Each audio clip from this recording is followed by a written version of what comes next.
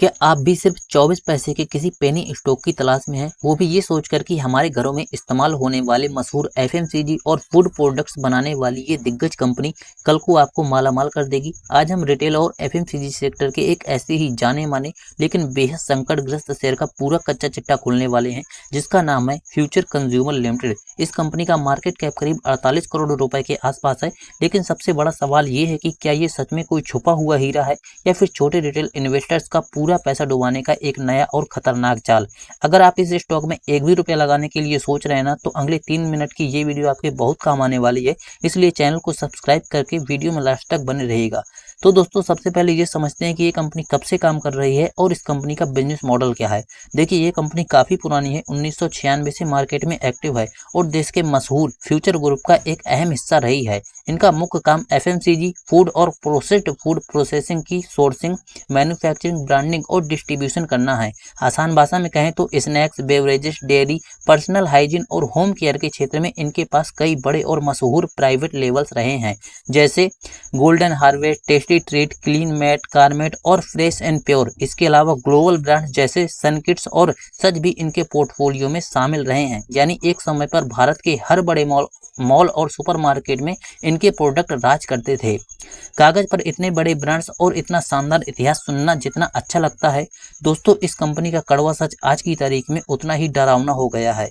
इस स्टॉक में कुछ ऐसे रेड फ्लैग्स और संकट आ चुके हैं जिन्हें नजरअंदाज किया तो आपका पूरा पैसा भी साफ हो सकता है। पहला और सबसे बड़ा यहाँ कंपनी में रेड फ्लैग ये है कि फ्यूचर ग्रुप की सबसे बड़ी कंपनी यानी फ्यूचर रिटेल के स्टोर्स का बंद होना इस कंपनी के लिए सबसे बड़ा काल साबित हुआ। फ्यूचर रिटेल स्टोर्स इनके सबसे बड़े ग्राहक थे और उनके बंद होने तथा दिवालिया प्रक्रिया यानी आईबीसी में जाने की वजह से इस कंपनी के सैकड़ों करोड़ रुपए के रिसीवेबल्स यानी बाजार में फंसा पैसा पूरी तरह से अधर में लटक गया। दूसरा, इस कंपनी में बड़ा रिस्क ये है कि कंपनी लगातार कई सालों से लगातार घाटा पोस्ट कर रही है, यानी कंपनी कई सालों से लगातार घाटा पोस्ट कर रही है और इसकी पूरी की पूरी नेटवर्थ खत्म यानी इरोड हो चुकी है। हालात इतने नाजुक हो गए कि कंपनी को फंड जुटाने के लिए अपनी बड़ी सब्सिडरी नीलगिरी डेयरी फार्म को पूरी तरह बेचना पड़ा। ऊपर से इनके जॉइंट वेंचर्स भी लगातार घाटे में चल रहे हैं और पास्ट में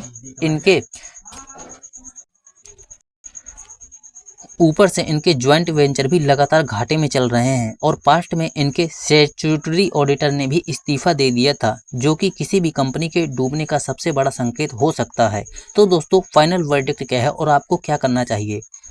देखिए, कंपनी के पुराने ब्रांड चाहे कितने भी पॉपुलर रहे हों, लेकिन जब तक किसी कंपनी का सबसे बड़ा खरीदार ही दिवालिया हो चुका हो, कंपनी की नेटवर्थ पूरी तरह से जीरो हो चुकी है और एसेट्स बेचने पड़ रहे हों, तो सिर्फ 24 पैसे का भाव देखकर उसमें अपनी मेहनत की कमाई झोंकने की भूल बिल्कुल नहीं करनी चाहिए।